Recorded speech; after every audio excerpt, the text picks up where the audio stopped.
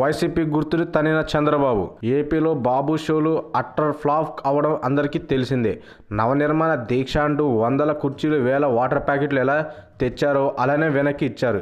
ఈ వారం రోజుల దీక్షలు, కబుర్లు జనాలకు వెగటు పుట్టించే రాజకీయ క్రీడలు అని ప్రజలకు అర్థమైపోయింది. అయితే చెప్పింది చెప్పడం, వాటిని తిరిగి ప్రజలకు వినిపించడంలో బాబు గారితో పాటు ఆస్థాన మీడియాలో కూడా బాగా కీర్తి మట్టుకున్నాయి. 30 ఏళ్లు రాజకీయాల అనుభవం అనే దేశంలో అందరికంటే తను సీనియర్ అనే ప్రధాని రాష్ట్రపతి పదవిను సైతం వదులుకొని ఇక్కడ తెలుగు ప్రజల కోసం కష్టపడుతున్నానని చెప్తూ ఉంటారు సీఎం చంద్రబాబు. కేంద్రంలో తాము చెప్పేదే వేదం, తాము చేసేదే శాసనం అనే మాటలు కూడా ఇక్కడ తెలుగు తమ్ములు అంటారు.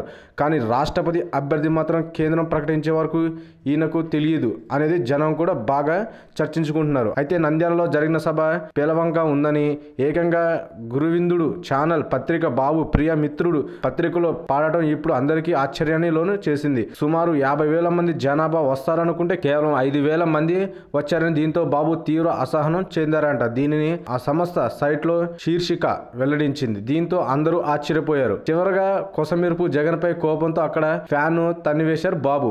అక్కడున్న వారు కూడా అనుకున్నారు జగన్ ఏమీ అనలేక ఆయన గుర్తు కాలిని ఫ్యాన్ తన్నేసి వేశారని. కానీ ఇక్కడ కొంతసేపటికి సైట్ లో ఆ వార్త ఆకాశవాణిలో అదృశ్యమైంది. అదే అంటారు కదా, కిట్టయ్య వేషాలు ఎవరికీ తెలియవని. For more videos, please subscribe our channel.